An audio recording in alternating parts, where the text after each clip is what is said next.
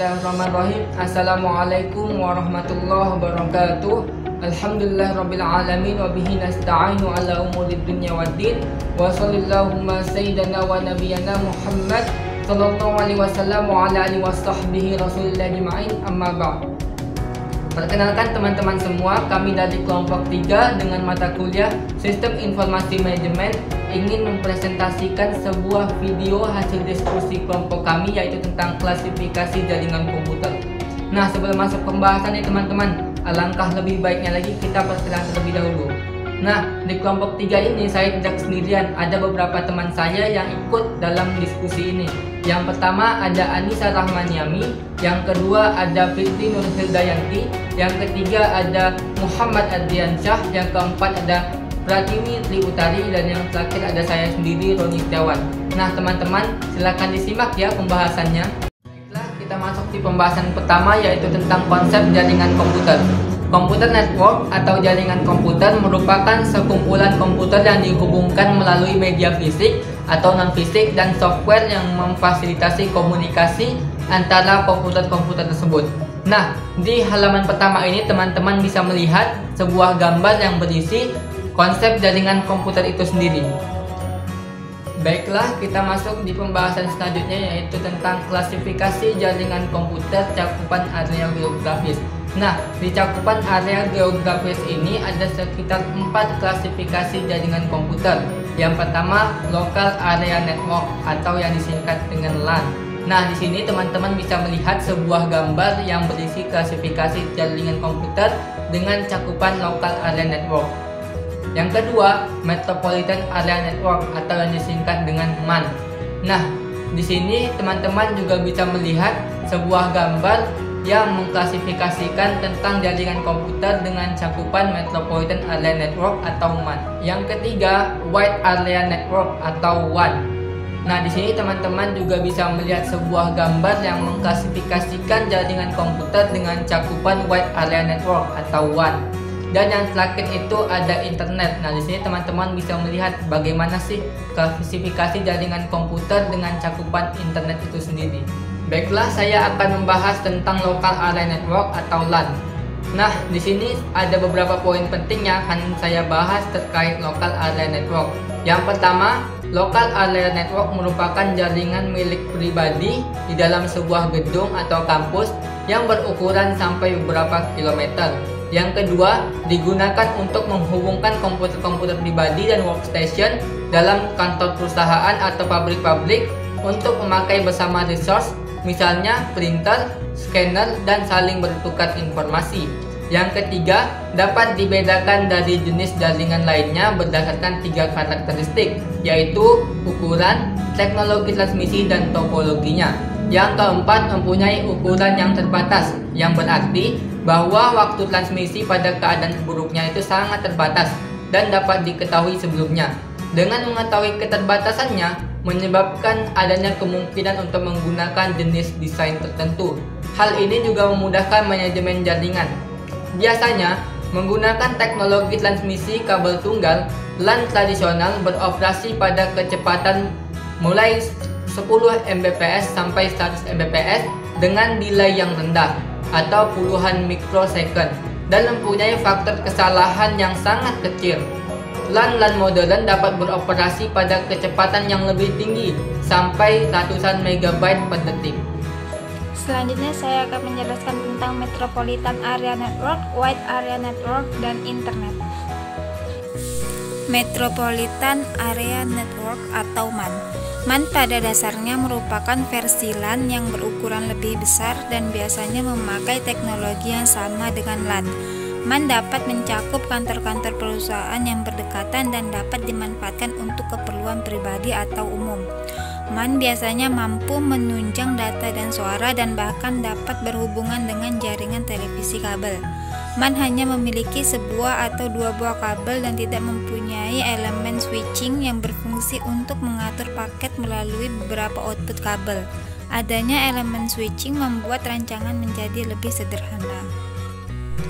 Wide Area Network atau WAN mencakup daerah geografis yang luas, seringkali mencakup sebuah negara atau benua. Terdiri dari kumpulan mesin yang bertujuan untuk menjalankan program-program aplikasi. WAN pada umumnya yaitu subnet terdiri dari dua komponen, yaitu kabel transmisi dan elemen switching. Kabel transmisi disebut juga sirkuit, channel, atau trunk, memindahkan bit-bit dari satu mesin ke mesin lainnya. Lalu kedua, elemen switching adalah komputer khusus yang dipakai untuk menghubungkan dua kabel transmisi atau lebih. Kemudian internet merupakan sekumpulan komputer atau server yang saling terhubung satu sama lain melalui berbagai macam media seperti kabel, radio, satelit, dan lain-lain. Komputer-komputer tersebut letaknya tersebar di seluruh belahan dunia sehingga memungkinkan terbentuknya suatu jaringan informasi global. Sekumpulan komputer di suatu tempat memiliki jenis dan karakteristik yang tidak sama dengan tempat-tempat lain. Namun semuanya dihubungkan oleh suatu protokol standar yang sama yang disebut TCP atau IP, yaitu Transfer Control Protocol atau Internet Protocol. TCP atau IP ini dapat diumpamakan sebagai bahasa yang dimengerti oleh semua jenis komputer yang terhubung ke internet. Tanpa mengikuti protokol standar ini, komputer kita tidak akan mampu berkomunikasi dengan baik dengan komputer-komputer lain di internet. Selanjutnya, klasifikasi jaringan komputer berdasarkan topologi. Yang pertama, ada topologi bus, contohnya pada gambar ini. Yang kedua, topologi mesh. Yang ketiga, topologi ring. Yang keempat, topologi tree. Dan yang kelima, topologi star. Yang pertama, topologi bus. Konfigurasi yang cukup sederhana dari topologi bus ini membuat jenis topologi jaringan komputer ini banyak digunakan untuk instansi atau perkantoran dengan skala yang kecil. Kelebihannya yaitu kita memungkinkan untuk menambah klien atau workstation yang baru. Yang kedua, karena menggunakan kabel yang sedikit, biaya instalasinya cukup terjangkau. Kekurangannya, yang pertama, kurang efisiennya proses pengiriman dan penerimaan data dari satu komputer ke komputer lainnya. Yang kedua, cukup sulit untuk dikembangkan. Yang ketiga, jika kabel mengalami masalah akan mengakibatkan workstation akan terganggu. Selanjutnya yang kedua, topologi mesh. Karena bentuk konfigurasinya yang antar komputer terhubung secara langsung, topologi mesh ini juga dapat dikatakan topologi jala.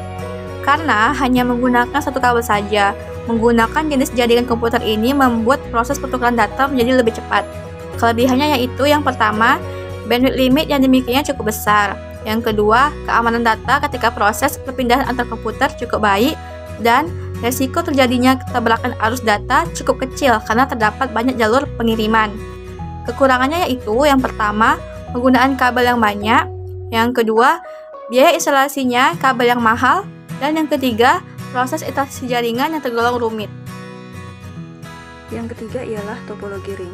Topologi ring adalah sebuah jaringan komputer yang rangkaiannya seperti cincin karena antar komputer terhubung membentuk titik-titik yang masing-masing titik tersebut terhubung dengan dua titik lainnya. Masing-masing perangkat komputer atau titik yang terhubung akan berfungsi sebagai repeater yang fungsinya sebagai penguat sinyal.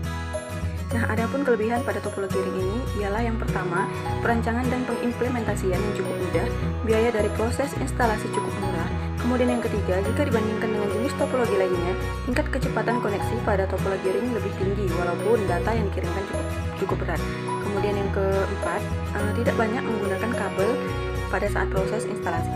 Adapun kekurangan dari topologi ring ialah yang pertama, jika terjadi masalah pada satu perangkat, maka akan mengakibatkan perangkat lainnya juga terkena imbasnya.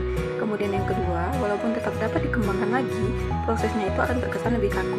Kemudian yang terakhir, kinerja dari komunikasi di dalam jaringan komputer ini sangat bergantung terhadap jumlah titiknya. Yang keempat ialah topologi tree. Jika topologi bus dan topologi star itu digabungkan menjadi satu jaringan komputer, maka akan berbentuk sebuah jaringan baru, itulah yang dinamakan topologi tree. Dia dinamakan topologi tree karena bentuk rangkaian antar perangkat komputernya itu menyerupai sebuah pohon. Adapun kelebihan dari topologi tree ini ialah mudah untuk dikembangkan lagi untuk menjadi jaringan yang lebih luas. Kemudian yang kedua, karena rangkaian topologinya yang terpusat, maka proses pengaturan datanya itu pun menjadi lebih mudah. Selanjutnya itu ialah kekurangan dari topologi tree. Adapun kekurangannya ialah kinerjanya yang cukup lambat jika dibandingkan dengan jenis topologi lainnya. Kemudian yang kedua, penggunaan kabel instalasi yang cukup banyak dan mengakibatkan biaya pemasangan menjadi lebih mahal. Nah, yang kelima itu ada topologi star. Pada rangkaian topologi star ini biasanya perlu menggunakan komponen hub atau switch yang berfungsi untuk menghubungkan koneksi antar klien. Topologi star ini ialah salah satu jenis topologi komputer yang cukup banyak digunakan karena memiliki banyak keunggulan dibandingkan jenis topologi lainnya. Adapun kelebihan dari topologi star ini ialah jika terdapat satu perangkat klien yang mengalami masalah jaringan, tetap akan berjalan dengan baik. Nah, itu kelebihannya. Kemudian yang kedua, faktor keamanan data di dalam topologi star itu cukup tinggi. Kemudian yang ketiga, Anda sebagai pengguna akan dimudahkan dalam mengidentifikasikan masalah yang terjadi. Kemudian kekurangan dari topologi star ini ialah proses instalasinya yang memakan biaya yang cukup mahal. Nah, ini karena menggunakan kabel yang cukup banyak. Kemudian yang kedua, jika komponen hub atau switch-nya mengalami masalah, maka akan berdampak ke seluruh perangkat komputer. Kemudian yang ketiga, topologi star memiliki ketergantungan terhadap terminal pusat. Ini adalah klasifikasi jaringan komputer berdasarkan media transmisi. Yang pertama, jaringan nirkabel atau wireless network. Jaringan nirkabel atau lebih dikenal dengan wireless network adalah jaringan komputer yang sudah tidak menggunakan kabel sebagai media perpindahan informasi maupun datanya. Saat ini, sebagian besar jaringan telah menggunakan teknologi wireless sebagai media transmisinya karena dinilai lebih fleksibel dibandingkan dengan menggunakan kabel. Jaringan nirkabel juga memiliki kelebihan dan kelemahan. Yang pertama kelebihannya, yaitu dapat digunakan kapanpun dan dimanapun, dapat mengakses data secara real time, proses instalasi yang cepat karena tidak perlu menggunakan kabel, dapat menjangkau ke lokasi yang tidak dapat terjangkau jika menggunakan kabel. Yang kedua kekurangannya, kecepatan transfer datanya lebih lambat jika dibandingkan menggunakan kabel. Perlengkapannya cukup mahal, memiliki kapasitas jaringan yang terbatas, resiko terjadinya intermittence atau sinyal yang putus-putus akan kabel sebagai media perpindahan informasi maupun datanya. Yang berikutnya adalah jaringan kabel atau wired network. Jaringan kabel atau wired network adalah jaringan komputer yang masih menggunakan jaringan kabel sebagai media dalam penghubungan perangkat komputer satu dengan yang lainnya dalam untuk proses perpindahan data. Walaupun saat ini sudah jarang yang menggunakan jenis jaringan kabel, tapi jaringan kabel tetap memiliki berbagai keunggulan dibandingkan jaringan wireless. Yang pertama kelebihannya yaitu harga instalasinya cukup murah, faktor keamanan data ketika proses perpindahan cukup aman, performa jaringan lebih stabil dan cukup tinggi. Kekurangannya yaitu pertama karena masih menggunakan kabel, penggunaannya masih kurang fleksibel. Kabel harus diletakkan di tempat yang aman, mobilitas penggunanya yang dirasa masih kurang dibandingkan jaringan wireless.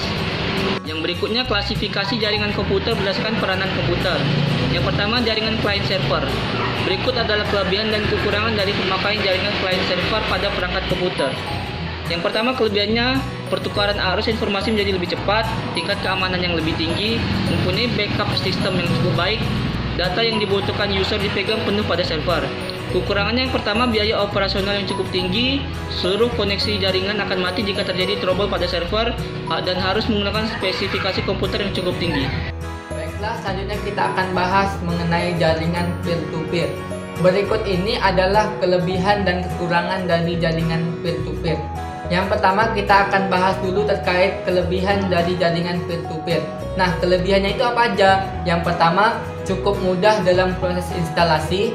Yang kedua, lebih efisien dan lebih fleksibel. Yang ketiga, setiap perangkat komputer yang terhubung dapat berperan sebagai klien atau server.